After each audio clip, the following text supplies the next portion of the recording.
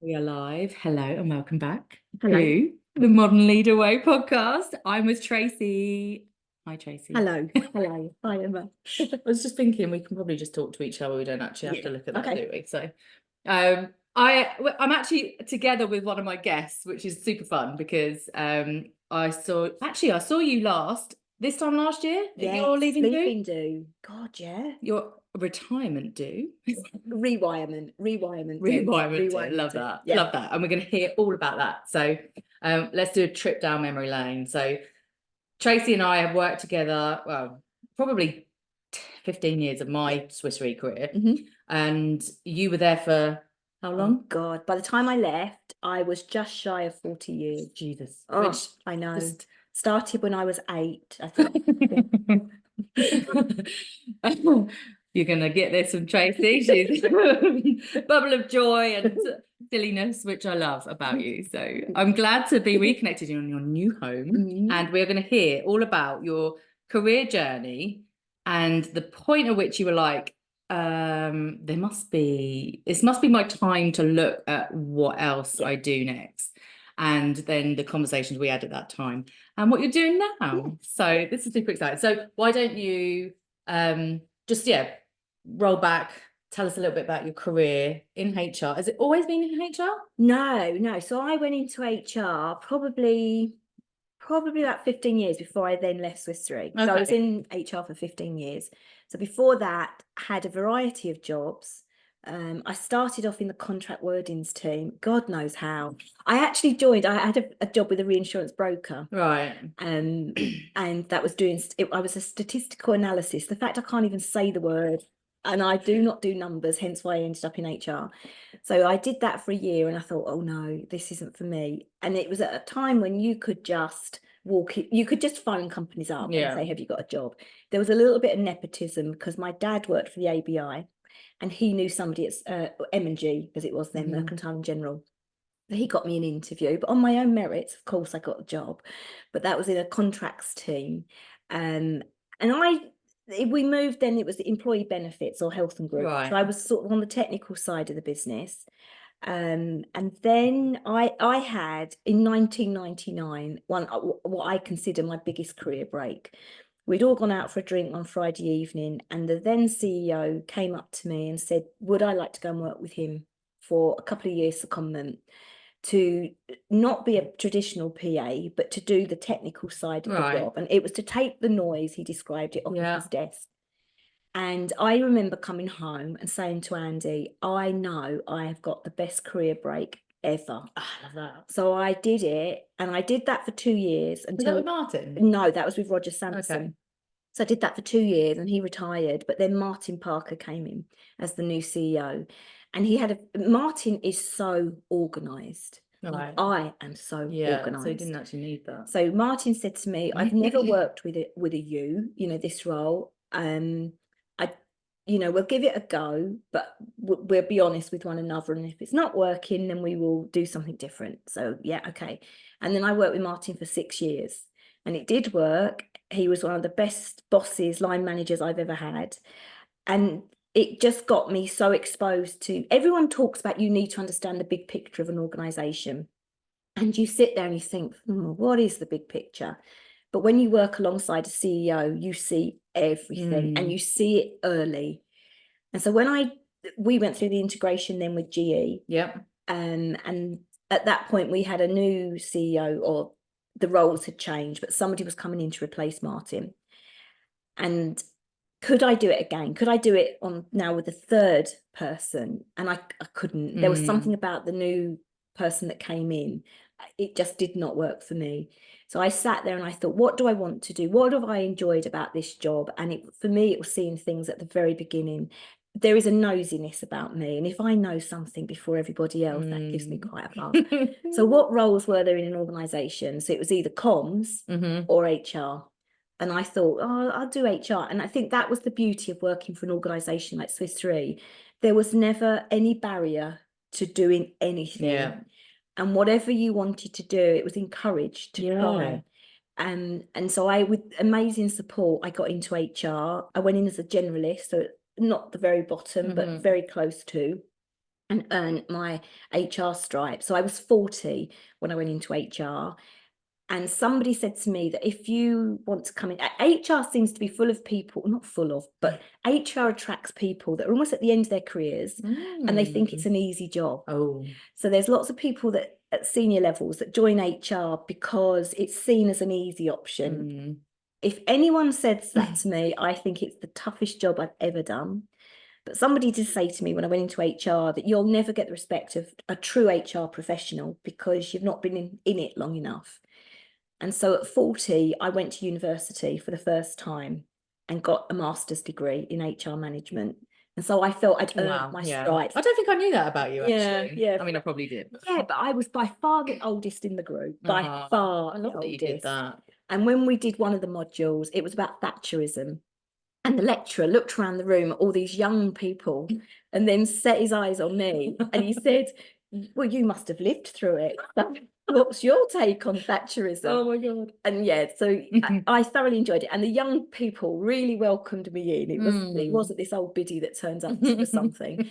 But I did that 2 nights a week, still working, 1 weekend a month. God. And then 2 residentials. It was a 2-year course. So it was demanding. And I'd never been to university. So when I had to write things like essays and do Harvard referencing, I had no idea.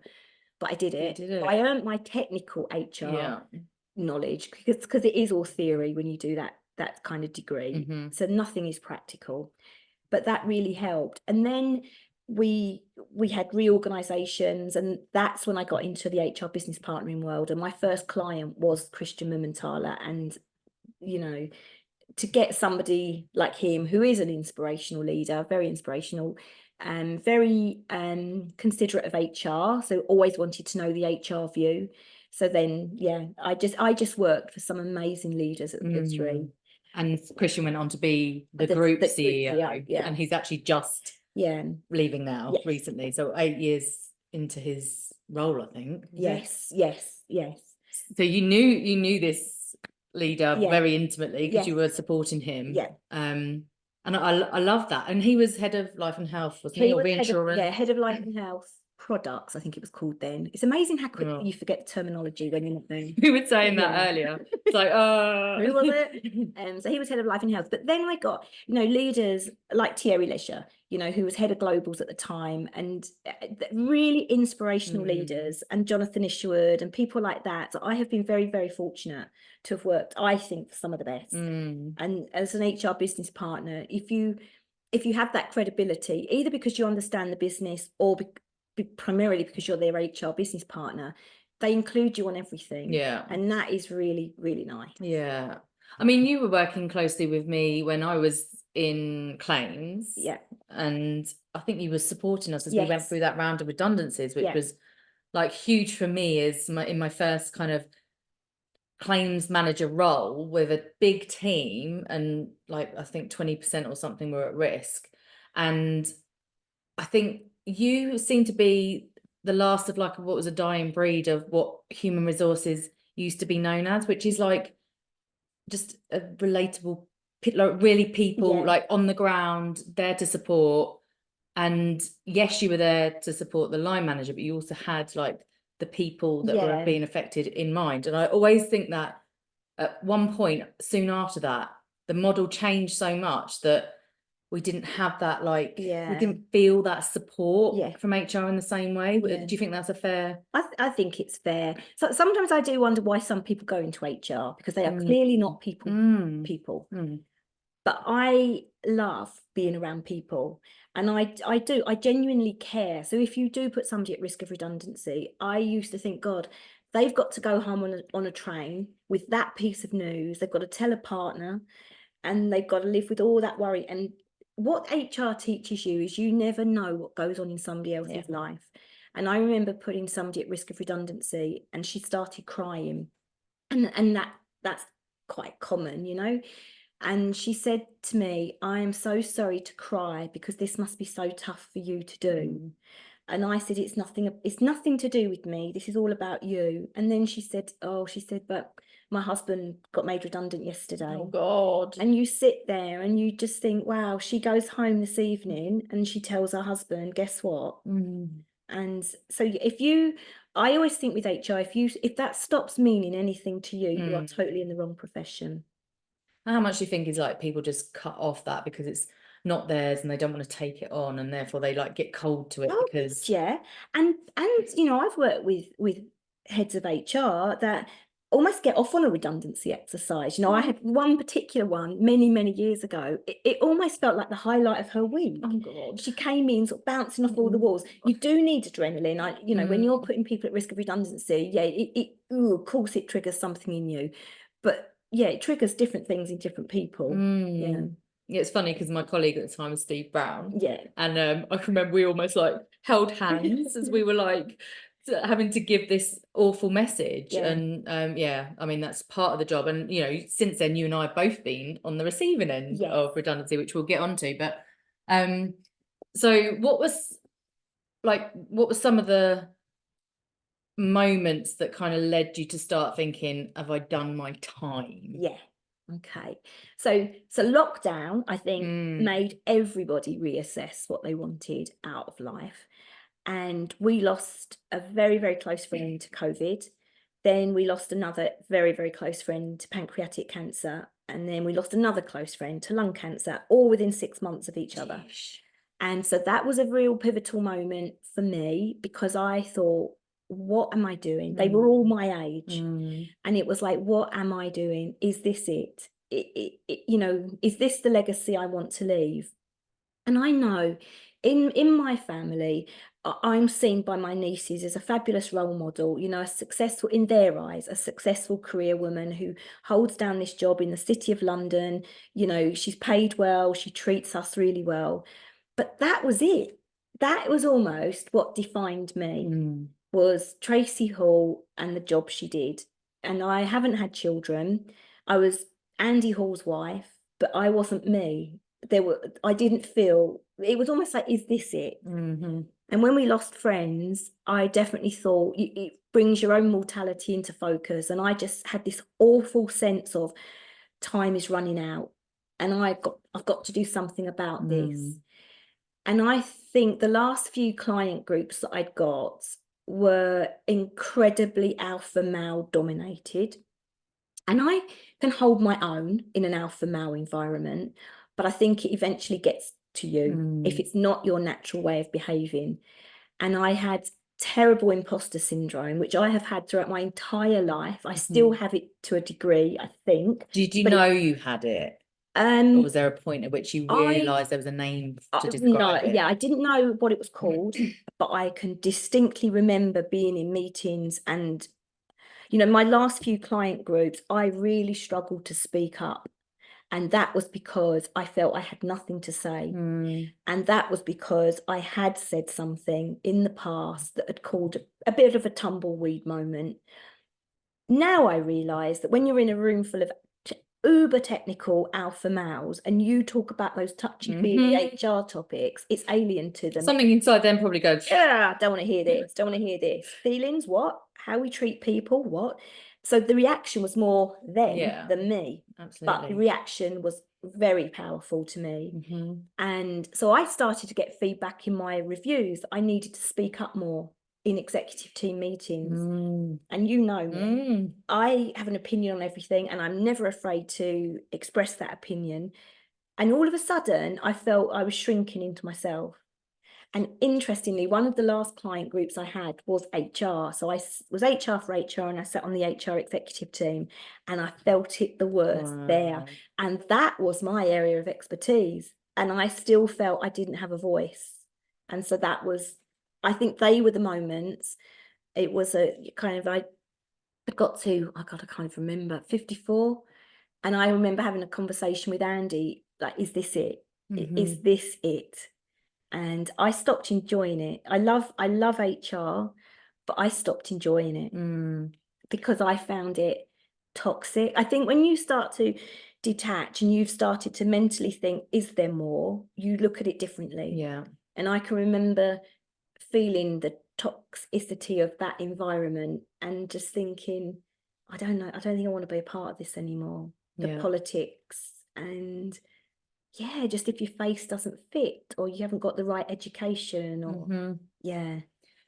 Yeah, and I wonder if it does happen to the best of us, right? At some point in our life where age is also like a part of it. But I think like that, just that falling out of love with it is like the first red flag almost, Yes, isn't it? yes. And it's like, and it often sort of forces us, I think, to just go, oh, well, I need another job then.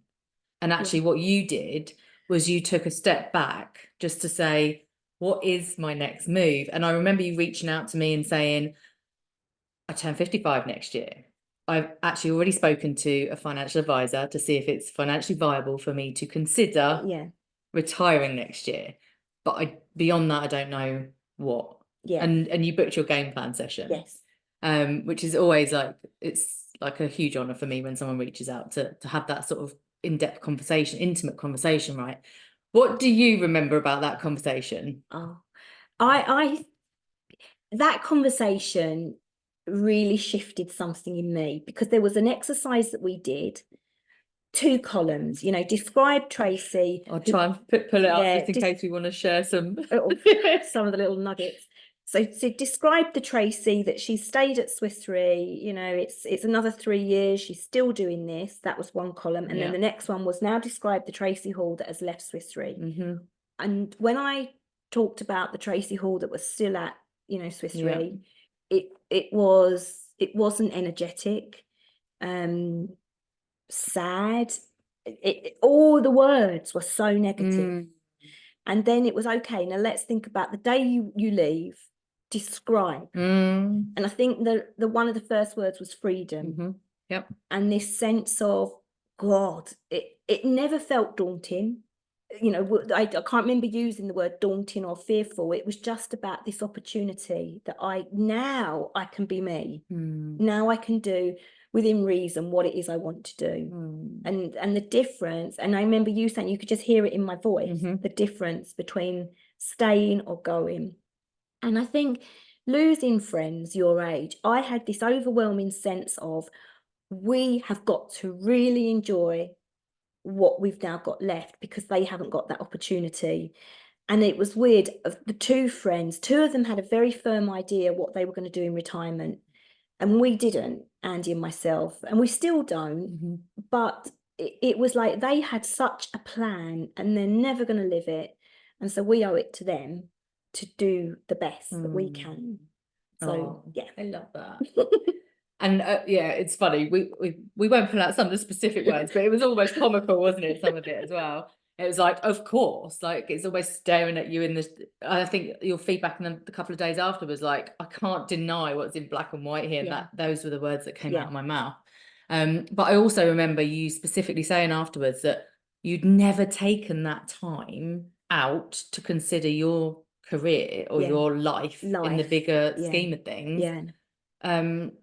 In your entire career. And yes, we had the sabbaticals. Remember the month sabbatical that we got off after so many years of service? And I had that when I turned 50. I took a month off. That was the first period of 4 weeks I'd had off since I'd left school. And those wonderful long summer holidays. So I'd waited till 50 to get 4 weeks. You and I haven't had kids, so not that I'm saying the maternity is time off, but like even just that break, you just stepping away, it doesn't happen. To focus on something else, like the focus is your career, really, isn't it? Because it's 24/7. It was an environment where you never switched off mentally. And technology, you've got the ability to keep checking emails, which I did. Lockdown didn't help, because you had your laptop open and the urge to just quickly check what had come in at 8 o'clock. And yes, one of the great things about working from home is you can log off and you're 5 minutes away or 2 seconds away from your kitchen, so no commute. But that also comes with the fact you creep back in, you check, you say, I can stay a bit longer because literally I have got a 2-minute commute. I can go for 7 o'clock start meetings because I'm only coming down the stairs. And so I think the downside of lockdown was, a lot of long hours. And you didn't have that healthy connection with the people that you did like in the office, Yeah. and, you know, just Yeah. being around other people. Yes. And actually having that commute, because the thing I miss about when I get on a train now, it's like, oh God, this is like downtime. I can't do anything Yeah. else. I can just put my headphones in, I can sleep, I can just Yeah. look at the view. It's like Yeah. that commute is actually, Yeah. if you use it wisely, can be Yes. really Yes. like, I guess, generative in terms Yeah. of like energy. See, that commute was interesting because at the time I lived on the high speed line, and it was going to cost me another, I think it was a couple of thousand. It was a lot more money to commute on the high speed, but I did it because it meant I could be in earlier. And if I stayed late, it meant I could still be home really quickly. But it completely took away that hour and a half that I had on a train going in and coming out to read a book, switch off, so that when I got home, Yeah, I was ready to be at home. So yeah, they're quite big factors, aren't they, really? And I think you were also like, I'm gonna have to go back into the office, like that's a reality. Oh yeah, I love working from home. You know, I did, you know, the people that you're genuinely friends with at work, you stay in touch with. So I didn't, of course you miss the impromptu coffee chats and stuff, but I was still having those, you know, with friends. And even since I've left Swiss Re, the people that are my friends are still my friends, and I still talk to them. So people say they miss the people they worked with. I'm not saying I don't miss the people I work with, but the ones that I genuinely really love their company, I still see them. Same. So Even if it's once a year, Yes. it's like, Yeah. it's the same with me. And So I've been gone 6.5 years now. Do you realise? God. Well, nearly 7, Yeah.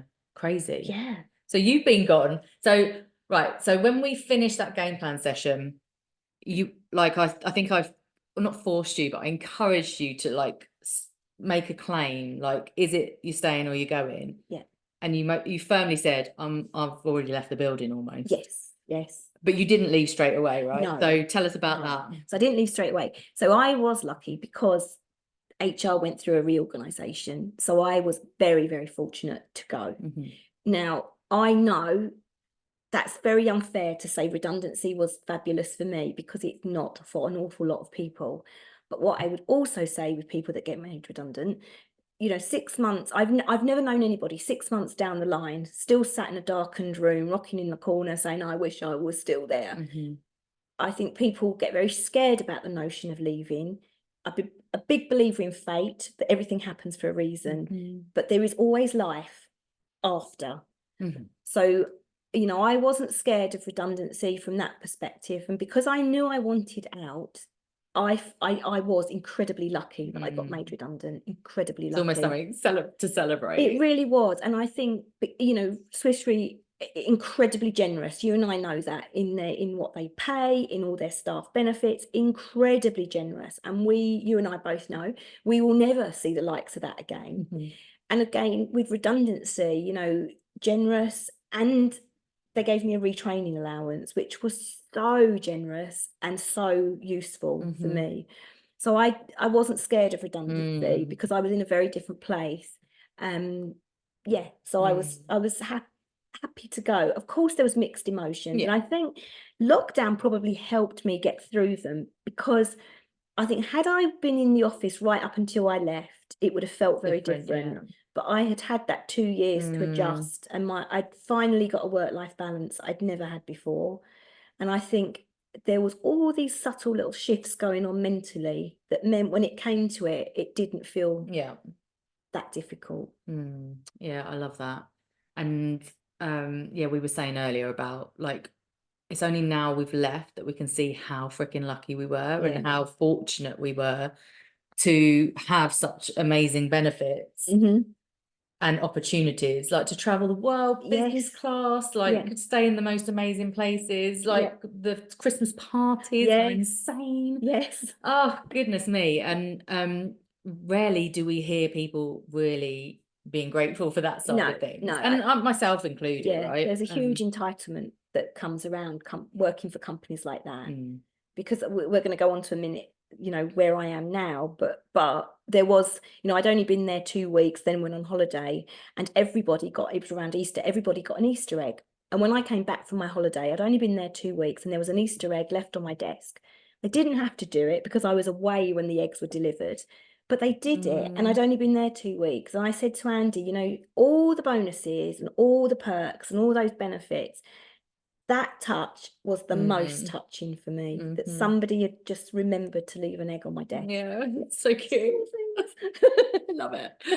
So you've had, like, you left what, end of So December 22. So you've had the whole year, and then where we are up until now, and you took a year out, right? And a lot happened in that year. Yes. So I was always going to take 6 months, because I thought if you've worked for 40 years, you really have, you deserve 6 months off.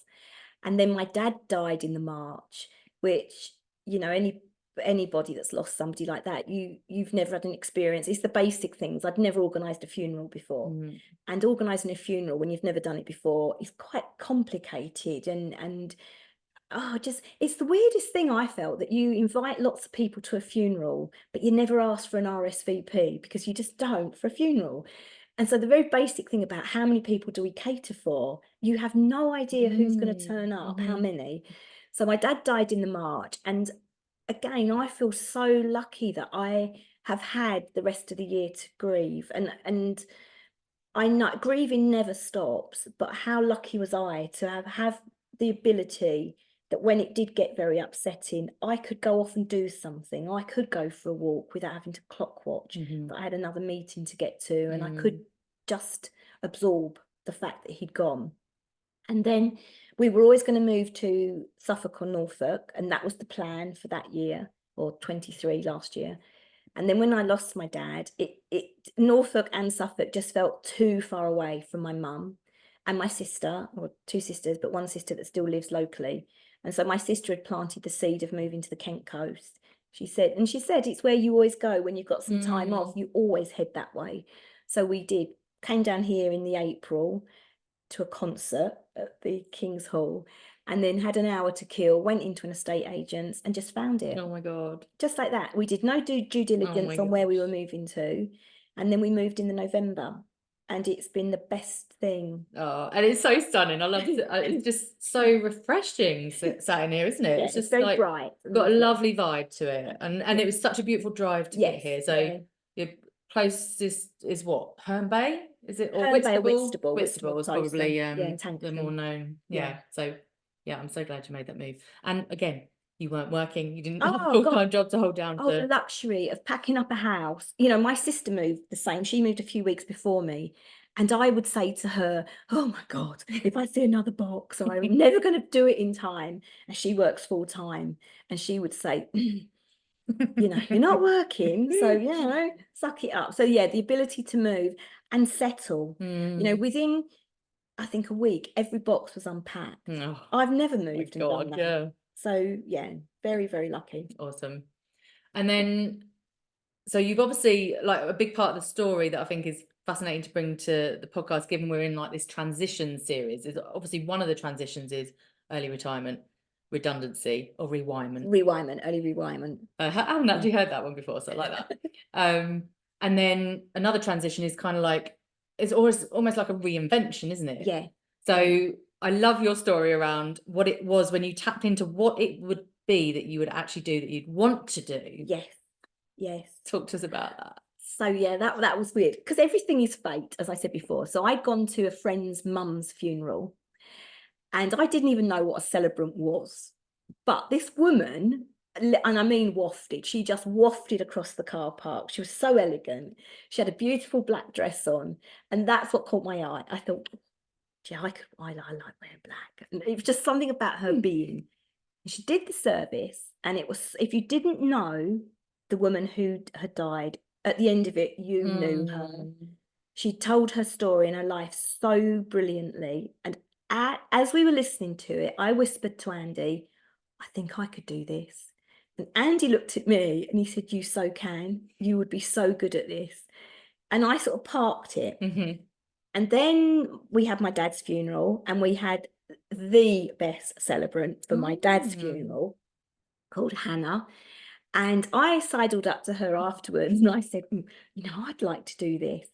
And she is the most beautiful, spirited person, because she looked at me and she said, you can, because you get to meet them before the funeral and you write the eulogy and everything. And she said, from the moment I met you, I knew you were going to say this. So Oh my God. she's now a friend. So Hannah, Aw. we've socialised together, and she has been an awesome help. So then I started to think about my retraining allowance, and I knew with a passion I was never going to go back to the corporate world. I knew that, and I knew I'd never go back to London. And I knew that so adamantly. And I just thought, okay, I don't need a retraining allowance, because traditionally it would be to go to outplacement support and learn, how to write a better CV, blah, blah, blah. I didn't need any of that. So Swiss Re very generously gave me a retraining allowance that I could spend.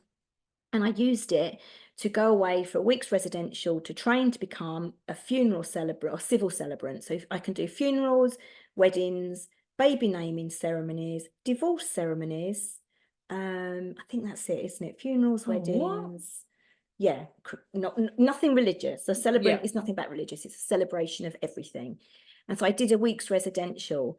And to be sat there doing something you want to do, and that you've got a real interest in it. It was a breeze. It was so lovely to do. You wait until we get into your human design. There's so much that you said that I'm like, of course, just from having looked at your chart just before this. So this is awesome. Yeah, I love that. So you haven't done one yet, but it's on the cards. Yes, so I have a wedding booking already, which is it will be interesting because it's with a friend. So I do suffer with the giggles. I get a terrible fit the giggles. I just think, oh God.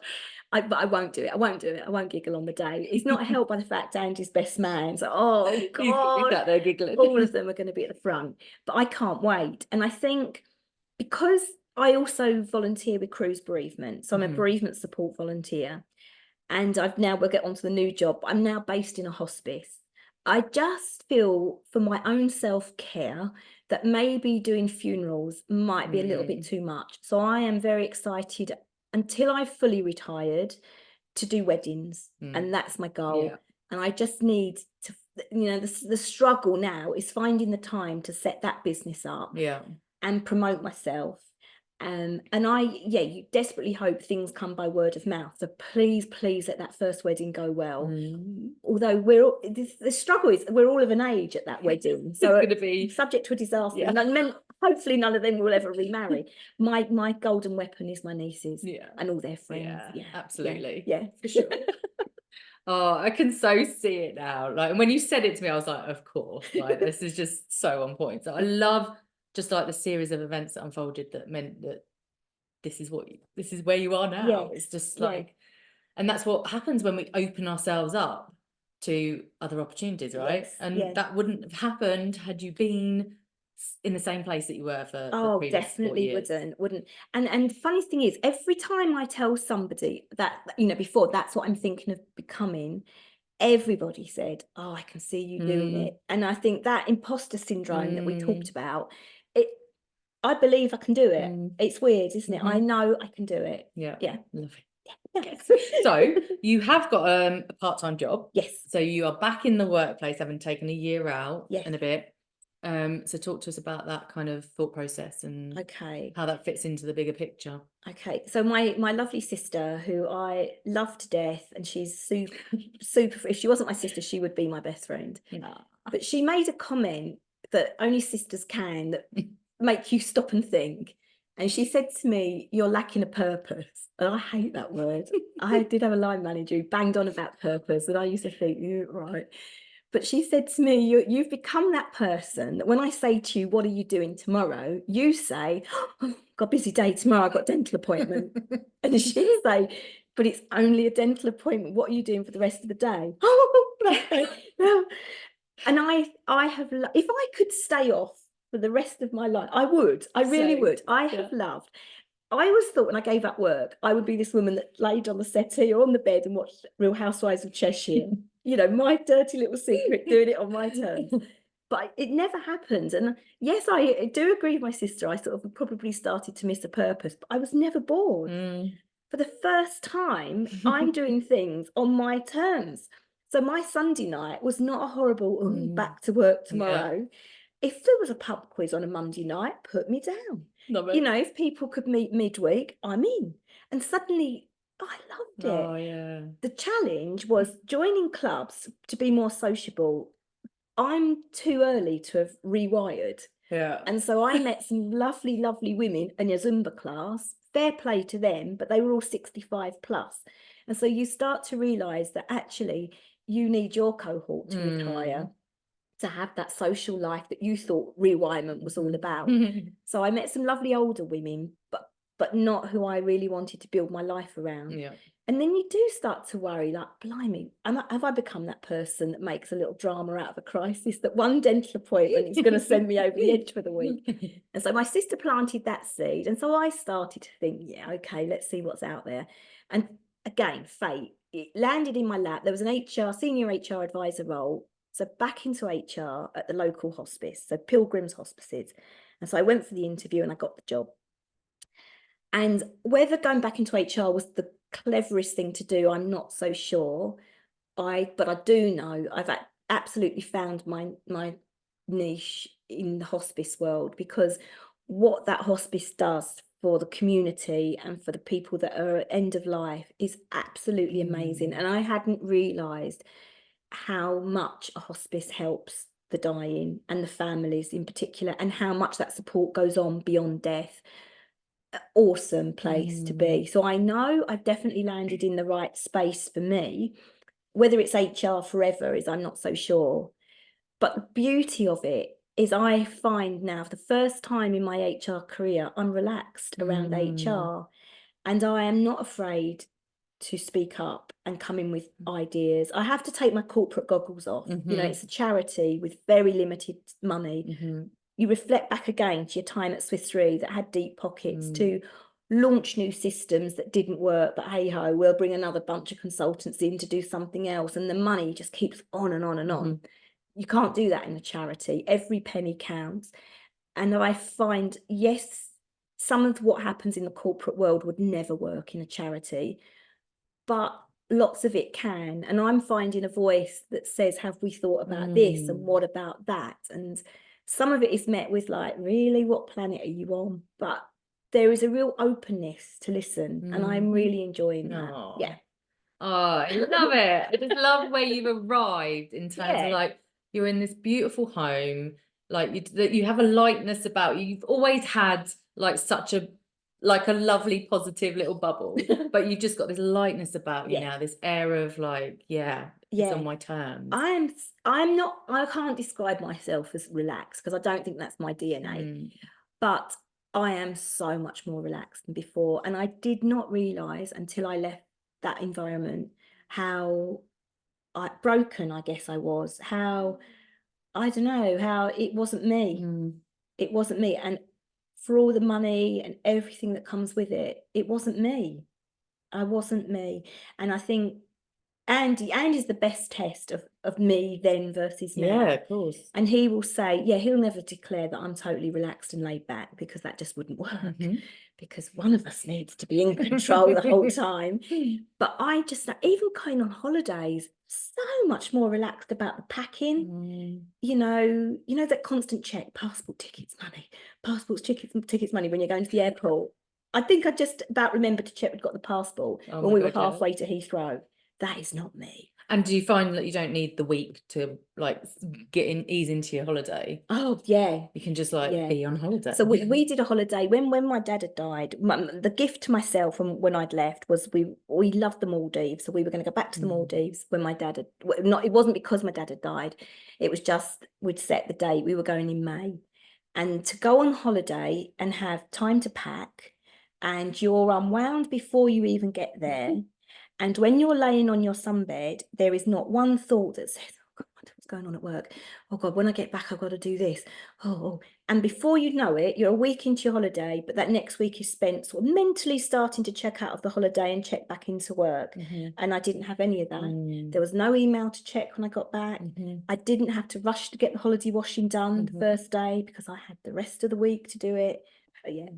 Very different mindset. The other thing you tend to do, which I notice with some people still, is you're on holiday and you're already thinking about the next holiday.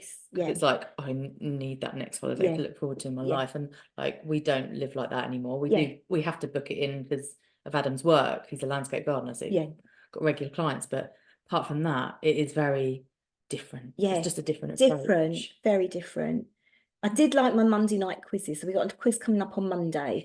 Of course, now it's a work night. So, Oh. you know, but that's a small price to pay. Small price to pay. And I've set myself a goal that 3 years, so then I'll be 60, and Andy will be, because he's a bit older than me, will be a bit older than me. But that seems the right moment to say that's it. But you see, now I've got the celebrant thing. I will try and do weddings between then and then, now and then. But when I've fully retired, that will be when I can start doing funerals and yeah. Oh my God, yeah. So I have a plan. Yeah, I love that, because I just don't think the old definition of retirement stands these days. No. Hello, little one. Come to join us. Evening sleepies. Thank goodness. Thank goodness we won't throw the ball. So I love that you've just embraced that, and it's not like I have to stop and then everything. But I do realise something in myself. I need a plan. And I think that's what my sister probably observed. Probably purpose was the wrong word. She knows me well enough.